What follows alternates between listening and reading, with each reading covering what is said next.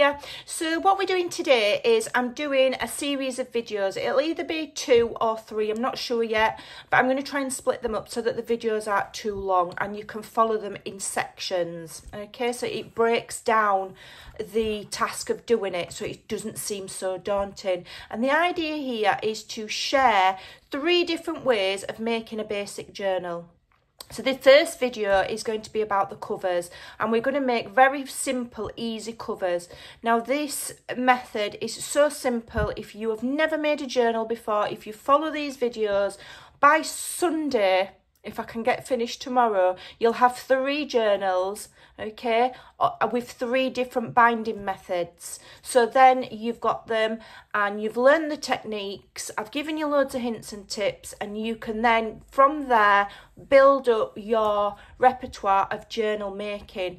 If you're a long-standing journal maker and you already know all the hints and tips, it's useful to you because this is a quick and easy way of making journals. And what I'm going to do is I'm going to make these 3 journals, and then I'm going to bundle them together as a set and either sell them or gift them.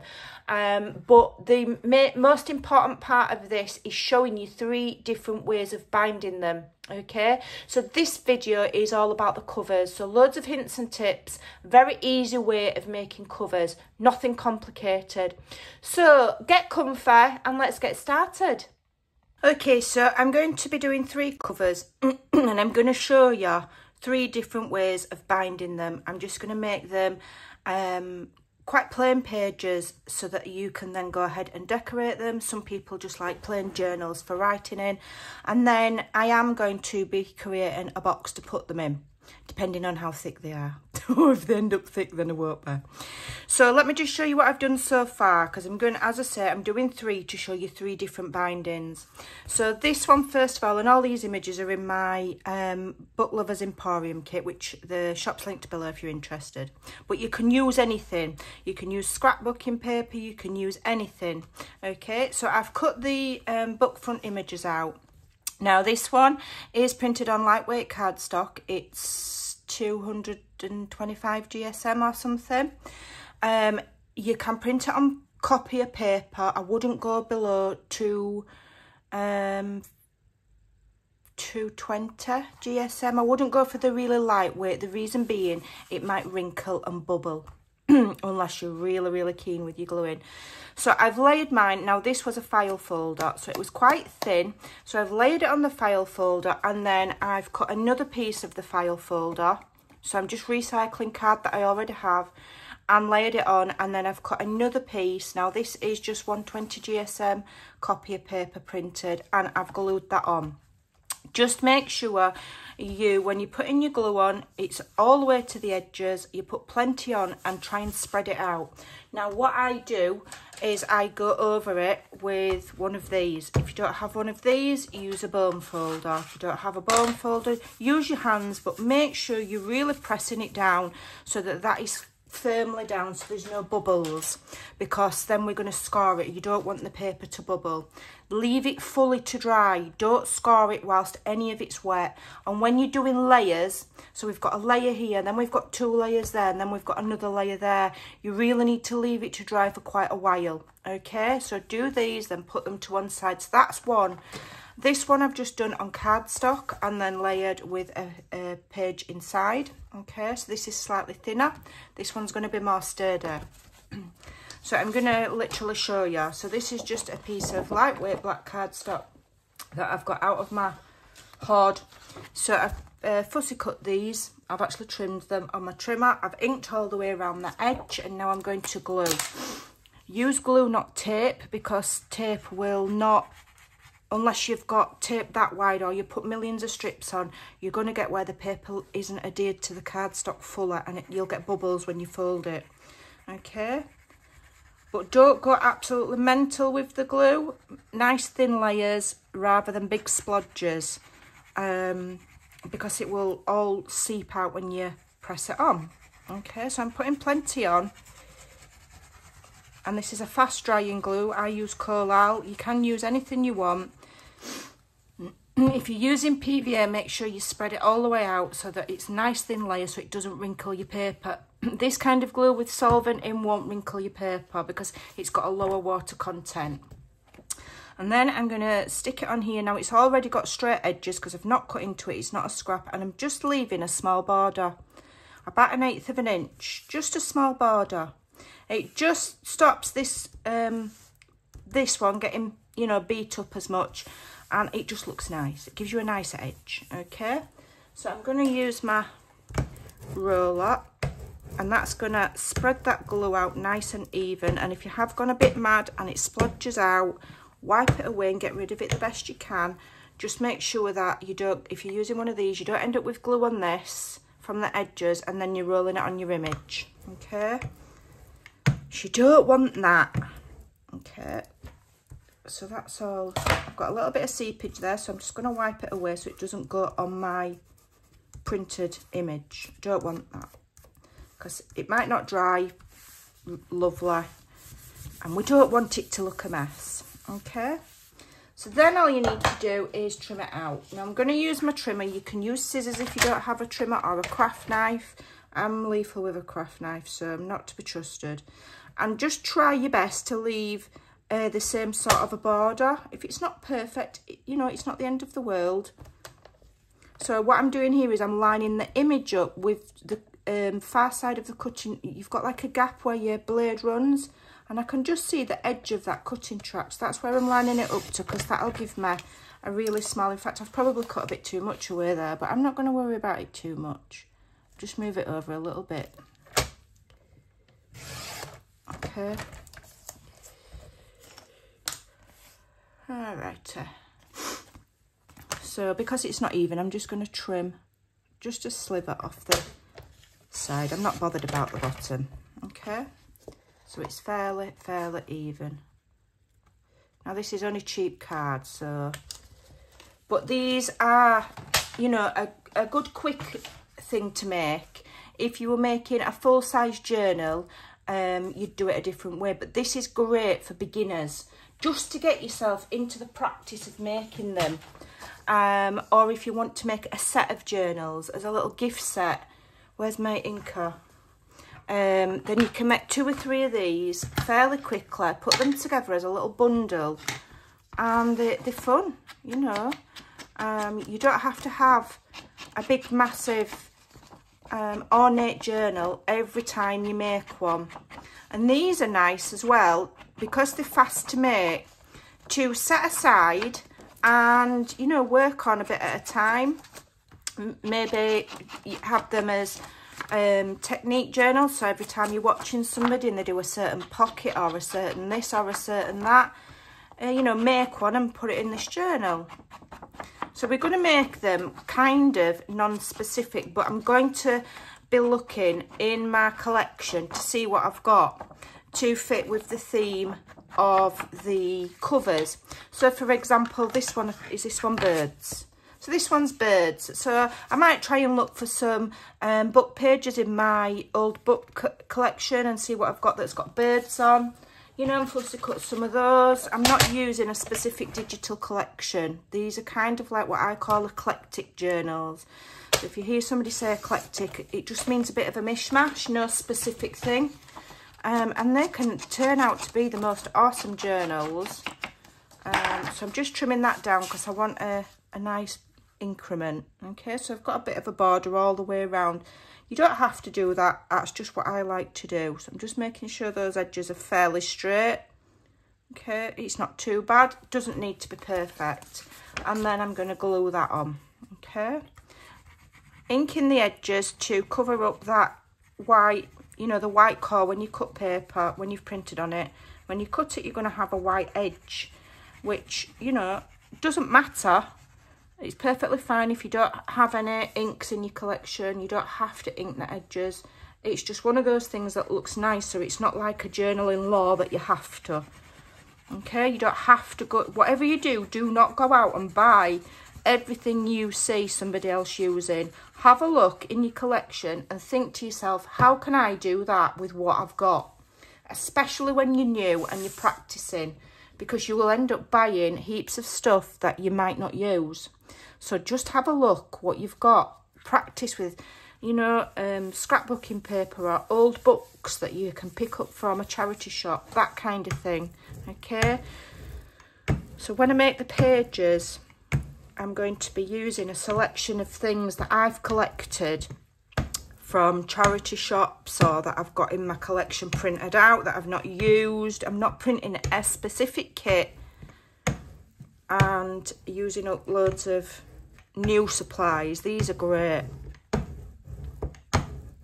Right, so now what you want to do is this one needs setting aside to dry. I'm not going to be doing any scoring to create a spine whilst that's wet, because it will wrinkle the paper, you could rip it, and you just won't get great results, okay? Now, I'm going to be binding each one of these in a different way to show you 3 different ways, all right? So this one, because it's wet and I don't want to score it yet, I'm telling myself I'm going to do this in the, I want to do this one with the 3-hole pamphlet. I think I'm going to do this one with twine or elastic binding. So what should we do with this one? I think this one will do the glued page method. So I'm going to leave that alone to dry. Okay, so you won't see that again till the next part of the video. So then what you want to do on each one of these and on that other one, when it's dry, I'll be doing the same. Get a scoreboard. Now, if you don't have a scoreboard, you can use a good old-fashioned ruler and something with a rounded blunt end that's not going to tear your paper, okay? Nail art tools are good. You can pick them up cheap from the shop with the little silver ball on the end, anything like that.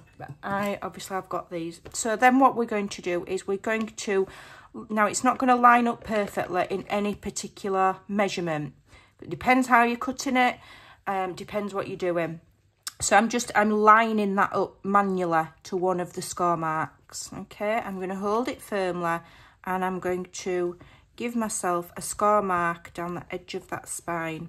I'm going to have to press on quite firm because I'm going through about 3 layers of cardstock, okay? But this is a rounded ball tool, so it shouldn't rip your paper, especially if it's dry, okay? So that's the first one. And then the second one, I'm going to go here, okay? So you'll have to press on quite hard to get it going so that you've got a straight edge, otherwise you'll slip off, okay? So get it going so you've got a bit of a groove to work with, and just take your time, okay? Once you've gone down once, you should be able to go down again perfectly fine, okay? Now when you fold it, if your paper splits, I know mine shouldn't because it's good quality card, if it splits, okay, doesn't matter because it'll add to the look, okay? Trust me, it's a vintage looking journal, so if that splits a bit, just get some ink if you've got ink and ink it. Don't worry about it too much, okay? These aren't full-size journals. It doesn't, it'll be fine, okay? And I'm going to do the same. I'm just going to see if I can, no, I can't. Okay, and I'll give you a rough measurement of what these are. Now, they're all different because these book covers are made from, see how I'm going offline there? I need to just go a bit deeper and retrace my steps. Made from vintage images of real vintage books, so they're all different sizes. Okay, and I left them different sizes because it's more interesting to have things a little bit different. Everything does not have to be a uniform size. That's another thing with journaling. You can make your covers whatever size you want. Okay, whatever size you want. There's no set rule. You've just got to think that if you're folding a piece of A4 or letter size paper in half, what size you're going to be able to go up to. If you're using vintage book pages, you know, you can cut them down. Okay, so these measure, so this one's a slightly larger, so what's that? It's about 10 and, roughly 10 3/4 by about 6.5, okay? And this one is 6.5 by the same, roughly the same. I think the other one's slightly different. Okay, so they're all roughly the same. So then what you want to do is gently bend on those score marks. Okay, gently. Yeah, and just gently start coaxing that paper into a folded position. Okay, you can see it's cracking it ever so slightly, but I'm not worried. Okay, now what you don't want to do is try and fold that all the way down to flat. When you pick a book up, it's not folded all the way down to flat straight away. Okay, it will go over time. It will loosen over time. Okay. If you feel like you want extra strength on that spine, you can add duct tape, you can add anything. You can put another layer of tape on, you can put lace on, fabric on, anything you want. Okay. Okay, and then just gently roll it. Okay, and there's your little book cover. So it'll open flat that way. It's not meant to fold flat that way. That's not how they work. It just needs to be able to open flat that way. Okay, so don't worry too much. Just coax it. Okay, and then the other side. Okay. And then you've got two little book covers. I'm going to do the same with the third when that's dry. Now what I'm going to do is I'm just going to make it the same all the way around, I'm going to ink that edge. That will also disguise if any of it's split. Although if you look at old books, the spines are not perfect in genuinely old books. They're always a little bit worn. So if you've got a bit of a worn look, all it's going to do is add to it. Now what you can do if you want, and a lot of people do, cover the front with Mod Podge. I personally don't like Mod Podge. I find it leaves a sticky layer, and once you put Mod Podge on something, you cannot stick anything to it.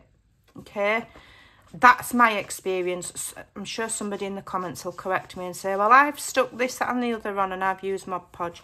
Whenever I've used it, I can't then stamp over it. I can't successfully glue things over it. So think very carefully before you put any form of seal on it. Now, if you use a matte medium, which gives you the similar effect to Mod Podge in that it will coat that image so it doesn't get, you know, damaged in any way. A matte medium, you can add things on. You can stamp on the top of matte medium. It will still take more layers of anything if you wanted to put modelling paste on or paint on or wanted to glue anything. A matte medium is better than Mod Podge. So if you don't want to ever put anything on there, Mod Podge is fine. I don't always seal my books. I don't find it necessary. Unless somebody's going to take it in the bath. It's not necessary. Right, so that's how we're making the covers, and from there we're going to collect the pages. So what I'm going to do here is, so what am I doing now? Let me think. So I'm going to do the sewing on this one. This one is going to either be twine or elastic. So at this point I'm going to put my eyelets in. Okay, now if you don't have eyelets, which are these, and I use the ones that say 4mm inner, so they're just the standard. I'm not using bronze tone ones at the moment because they were expensive, so I bought gold ones. Doesn't matter what colour they are. When it comes to the quality, yes, there are different qualities. I always just buy the cheapest. If it doesn't squash nicely, it doesn't squash nicely. I'll bash it with a hammer. The We Are Memory Keepers do their own, but they're probably 3 times, sometimes 4 times the price of these. I get these on Amazon. If I don't mind waiting, you can get them on AliExpress. Okay, those are the cheapest places to get them. I paid, I can't remember how many were in here, about 100 or something, and they were £2.29. Okay, don't pay a fortune for eyelets. I'd rather do without than pay silly money. Okay, so I'm going to use my crocodile. Now, a crocodile's a useful tool. They're not cheap, but it's one of those tools that once you buy it, you've got it forever. You can use a standard hole punch. However, the crocodiles will punch through more layers than a hole punch. Okay, so I'm just eyeballing it. I'm going to go for the top of this decorative piece here to help me kind of centralise it. But again, I'm not massively bothered if it's not completely centralised. You can measure it. You know, it's just a little journal. We're not saving lives. On one bottom. And the good thing about the crocodiles is obviously it's got this section here which will do this. So it will do your hole and it will do this as well. Okay. I have got the longer one as well, but I find it cumbersome. So I end up coming back to my handheld. So the longer one is, let me just quickly show you, and it is more expensive, is this one. And this is called a Big Bite. And the benefit of this is, can you see, you can, with this one, I can only go to there. So if I'm putting eyelets in, I can only go that far. I can't go to the middle if I wanted to. Whereas with the Big Bite, and this is why people sometimes have both, you can go literally and put a hole wherever I want on there. Okay, that's the difference. Just in case there's any new crafters that is wondering about different tools. So your mind would tell you that that is better value to purchase because it's more useful. But it's heavy and I find it cumbersome, so I still end up going back to my handheld. But I like to have the longer one in case I want to put a hole in the middle. For this, we're not going to. So then you put your eyelet in. Some eyelets have little round circles that you have to put on there as well. I find them fiddler, so even when I get packs with them in, I don't end up using them. Okay, and then you, just that way, set it with this.